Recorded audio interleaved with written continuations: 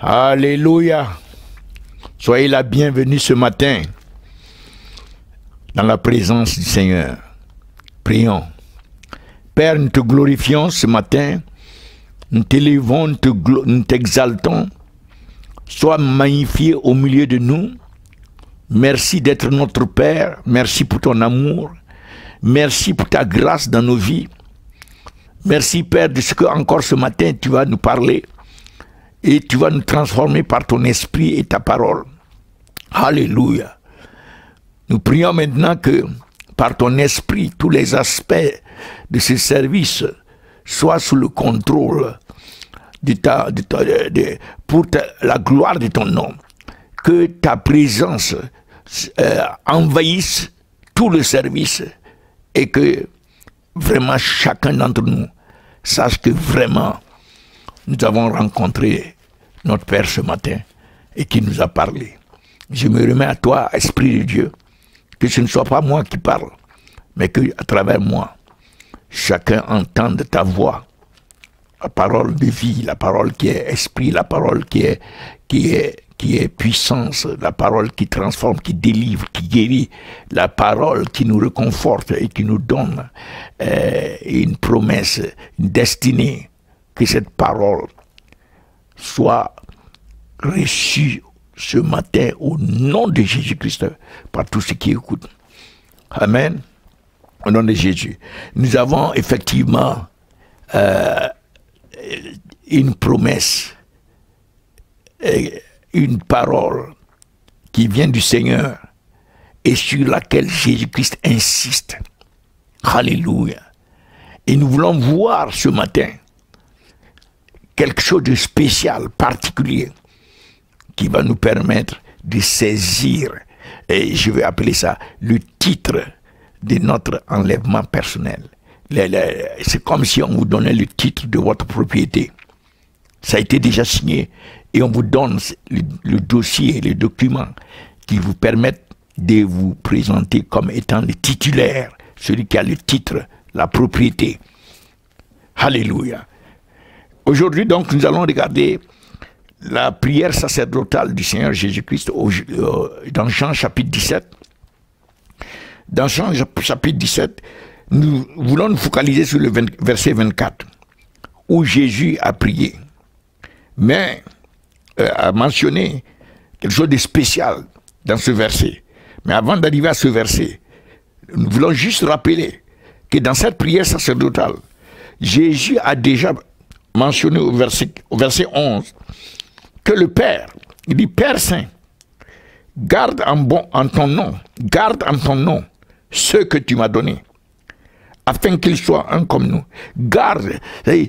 Jésus fait confiance au Père pour garder ce qu'il lui a donné. Garder de tout. Quand Dieu, le Père, nous garde, ça veut dire qu'il nous garde y compris de l'Antichrist. Il nous garde de leur système, il nous garde de leur stratagème, etc., etc.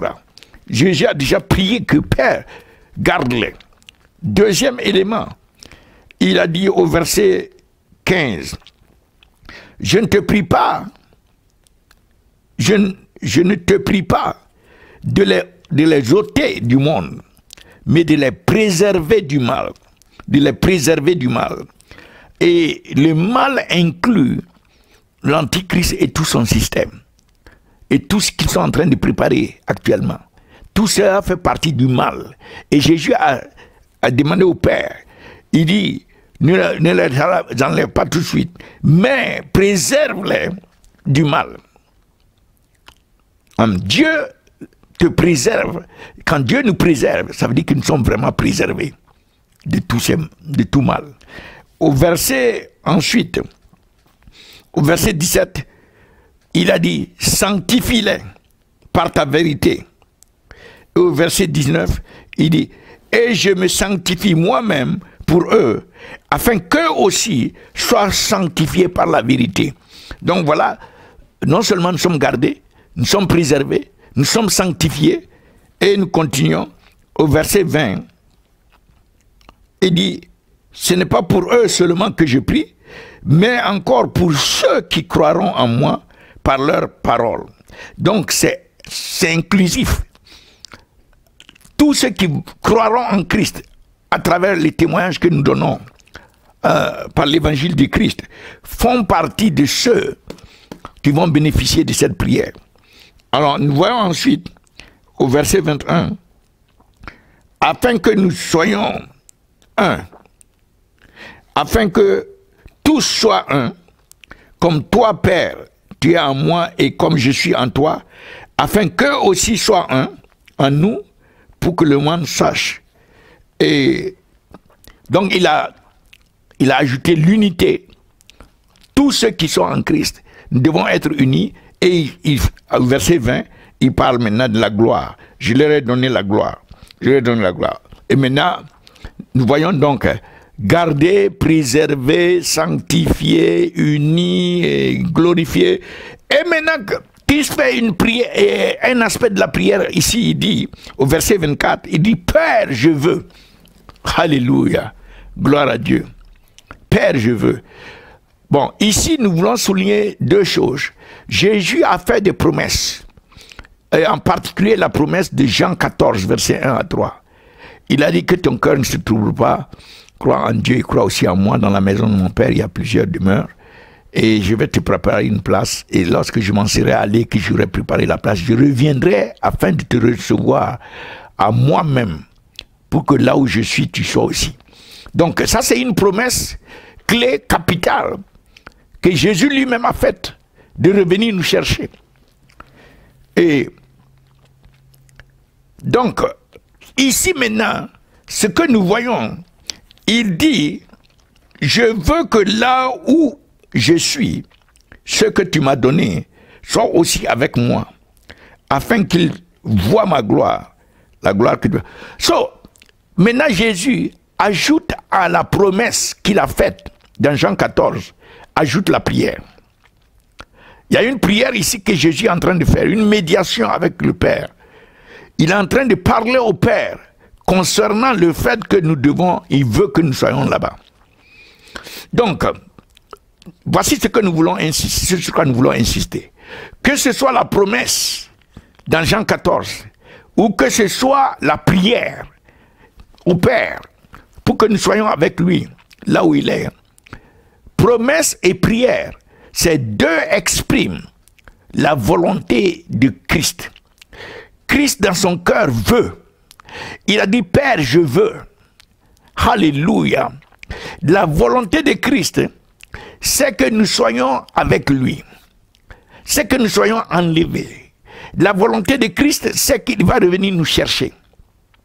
Que ce soit à travers la promesse ou que ce soit à travers la prière ici, nous voyons sa volonté. Une volonté affirmée, établie. Il dit, je veux. Je veux. Et là, il faut que nous voyons, nous sachions que ce n'est pas comme la prière à Gethsemane.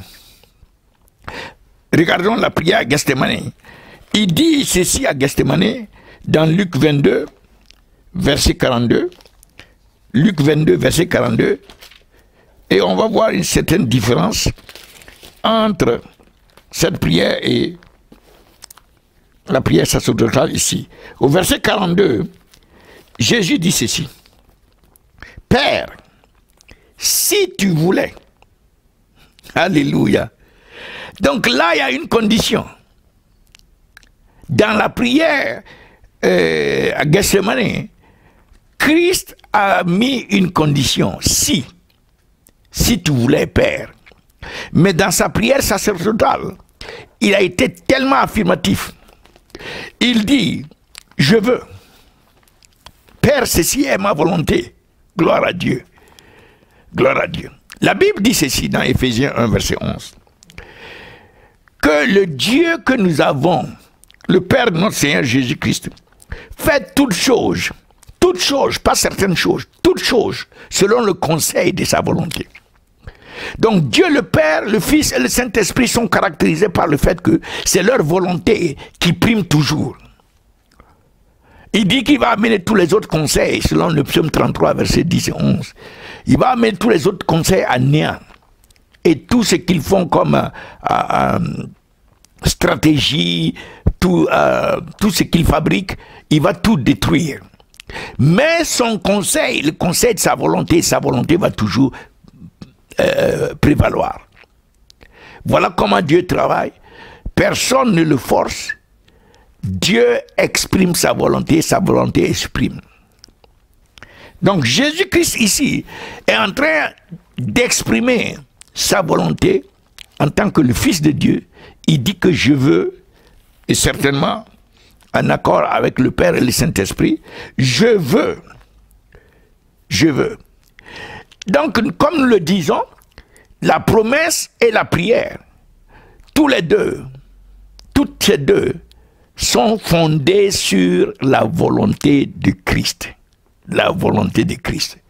Et c'est là où nous allons rentrer dans ce passage de Jean 17 pour voir les aspects de la volonté de Christ ici nous concernant. Et nous disons d'emblée, d'avance, que c'est la volonté de Christ qui est notre titre pour l'enlèvement. C'est notre certificat pour l'enlèvement. C'est l'attestation. C'est ce qui nous autorise pour l'enlèvement. La volonté de Christ. Donc Christ dit ici, il dit Père, je veux. Et il y a 4 aspects que nous voulons souligner ici. La volonté de Christ est, selon Hébreux 10, Hébreux chapitre 10, 10, la volonté de Christ, voilà, dans Hébreux 10, 10, c'est en vertu de cette volonté que nous sommes sanctifiés par l'offrande du corps de Jésus-Christ une fois pour toutes. Alléluia. En vertu de la volonté de Christ, en vertu de cette volonté, que nous sommes sanctifiés. Donc, cette volonté, la volonté de Christ, nous sanctifie. Nous sommes déjà sanctifiés de par la volonté du Seigneur Jésus-Christ. Parce que cette volonté, c'est de nous amener.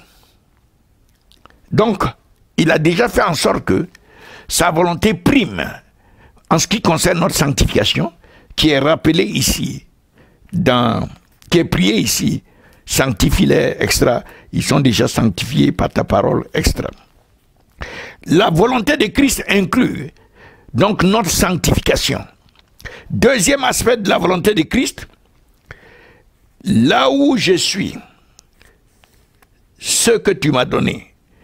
La volonté de Christ, ce que tu m'as donné. Nous voyons au verset 20, ce n'est pas pour eux seulement que je prie, mais encore pour ceux qui croiront en moi par leur parole. Donc, Christ a élargi, non pas seulement pour ses disciples, mais tous ceux qui vont croire en lui, à travers le témoignage, la parole, l'évangile prêché, témoigné aux gens partout dans le monde.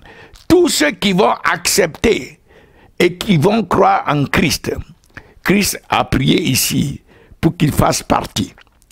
Et la volonté de Christ ici, c'est que même aujourd'hui, tous ceux qui croient, même aujourd'hui, même demain, tous ceux qui vont croire en lui, à travers l'évangile, font partie de cette volonté. Et ici, la bénédiction de l'enlèvement, c'est pour eux aussi. Donc c'est élargi. Premièrement, sanctifier, la volonté de Christ nous sanctifie. Deuxièmement, la volonté de Christ a élargi tous ceux qui vont venir à Christ à travers l'évangile et fait un élargissement et les inclut. C'est inclusif pour l'enlèvement. Troisièmement, cette volonté de Christ, là où je suis, je veux que là où je suis, alléluia. Regardez un peu comment Christ s'exprime. Là où je suis. Mais au moment où il était en train de parler aux disciples, il n'était pas encore au ciel. Mais pourtant, il dit là où je suis. Même dans Jean 14, remarquez ça, comment Christ parle. Dans Jean 14, que votre cœur ne se trouve point, croyez en Dieu et croyez aussi en moi. Il y a plusieurs demeures dans la maison de mon Père, s'il n'en était pas ainsi, je vous l'aurais dit. Je vais vous préparer une place. Et lorsque je m'en serai allé et que je vous aurai préparé une place, je reviendrai et je vous prendrai avec moi, afin que là où je suis, vous y soyez aussi. Afin, il n'a pas dit afin que là où je serai. Il dit là où je suis. Il parle au présent comme si le futur est présent. C'est pour dire que, à cause de sa parole, quand sa parole sort, c'est-à-dire sa parole est déjà un fact, un fait. Sa parole est accomplie. Sa parole manifeste ce qui est dans sa parole. C'est pour dire que pendant qu'il dit là où je suis, ça veut dire que sa parole, du point de vue spirituel, il est déjà là. Il est déjà dans le lieu dont il parle. Là où je suis. Ce n'est pas une question de futur. C'est quel genre de parole? C'est la parole divine. Il dit là où je suis. Pendant qu'il est ici avec les disciples, il dit qu'il est là-bas déjà. Pour dire que ce qu'il est en train de dire, tout ce qu'il est en train de dire, c'est un fait spirituel. C'est accompli dans le monde spirituel. Alléluia. Ce n'est pas seulement en termes de futur, c'est en termes de faits spirituels déjà accomplis qui va se manifester, bien sûr, dans le futur. Mais cela est accompli dans le monde spirituel. Ça, c'est très rassurant que Christ parle, non pas avec des conditions, mais comme si c'est ipso facto, ici et maintenant. It is done, c'est accompli, c'est réalisé, c'est fait. Rien ne peut l'arrêter. Alléluia.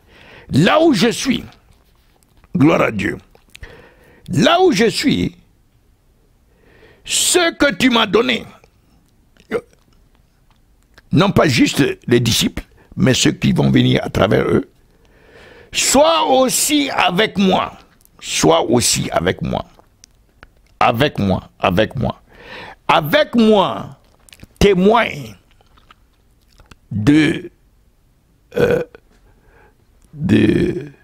avec moi témoin du désir profond de la communion fraternelle. Le désir avec moi, le désir profond de la communion fraternelle que Christ veut avoir avec tous ceux qui croient en lui. C'est un désir qui est tellement fort dans le cœur du Christ, qui est comme si c'est comme si nous ne sommes pas avec lui, entre griffes. C'est comme si sa joie serait réduite. Alléluia. Regardez au chapitre 2 du livre des Hébreux, au verset 10, il est écrit que tout ce qu'il a fait, n'est-ce pas? Christ était déjà au ciel et il était dans la gloire avec le Père. Maintenant, quand il est venu, il veut maintenant, voilà ce qu'il veut faire et qu'il a fait. Au verset 10, il convenait en effet que celui pour qui et par qui sont toutes choses, ce qui est Christ, en qui voulait conduire et qui voulait conduire à la gloire et qui voulait conduire et qui a conduit à la gloire beaucoup de fils. Il est venu afin de conduire à la gloire beaucoup de fils. Conduire à la gloire beaucoup de fils. Vous savez que dans Romains 3, verset 23, la Bible dit que le péché, à cause du péché, nous avons été séparés de la gloire. N'est-ce pas? Et maintenant, lui, il vient pour nous ramener à la gloire. Il dit, conduire beaucoup de fils à la gloire. Donc, quand il était là-bas, il était le fils unique. Ouais. Il était le fils unique. Maintenant, il a plusieurs frères. Beaucoup de fils, éleva à la perfection par les souffrances, le prince de leur salut. Il convenait en effet que celui pour qui et par qui sont toutes choses, et qu'il voulait conduire, à la gloire beaucoup de fils, éleva à la perfection par les souffrances le prince de leur salut. Donc, le prince du salut, de notre salut, qui est Christ, qui est venu pour que nous puissions devenir des fils de Dieu et restaurer dans la gloire. Christ veut que tout ceci soit avec lui. Tous ces frères-là soient en communion avec lui, là où il est. Alléluia. Cela, c'est le désir de son cœur. Et il l'exprime ici devant le Père. Qu'il veut que nous tous ces disciples, tous ceux qui ont accepté à travers l'évangile, soient en communion fraternelle, se réjouir, célébrer ensemble. Christ, c'est ça sa dimension. Là, il aime ça. Ça lui donne de la joie. Alléluia. Et donc, dans Jean, on retourne dans Jean chapitre 17. Jean chapitre 17. Que tout ce qui, afin qu'il voie ma gloire, donc séparé de la gloire, maintenant restauré à la gloire et voyant la gloire de Christ. Donc maintenant nous voyons cette prière qui a été faite. On comprend la promesse dans Jean 14 verset 1 à 3 de revenir nous chercher. Maintenant il a ajouté la prière, son intercession, sa médiation. Et la Bible dit qu'il est assis dans Hébreux 7 verset 25. Qu'il est assis, il est capable, Hébreux 7 verset 25, il est capable de sauver tous ceux qui viennent à Dieu par lui. Pourquoi? Parce qu'il est assis à la droite de Dieu le Père, en train d'intercéder pour eux. Il est capable de sauver. Soterio. Soterio, c'est un terme, verset 25. Il dit, c'est aussi pour cela.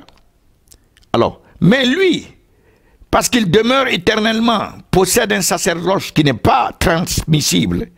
C'est ainsi pour cela, c'est aussi pour cela qu'il peut sauver parfaitement. Alléluia, il peut sauver parfaitement. C'est-à-dire que le salut qu'il nous a donné est complet, parfait, dans tous les sens. C'est-à-dire que ce n'est pas possible que nous soyons là, en train d'être malmenés par l'Antichrist, en train d'être terrorisés, parce que Christ nous a parfaitement sauvés, complètement sauvés. Alléluia. Il dit qu'il peut sauver parfaitement ceux qui s'approchent de Dieu par lui.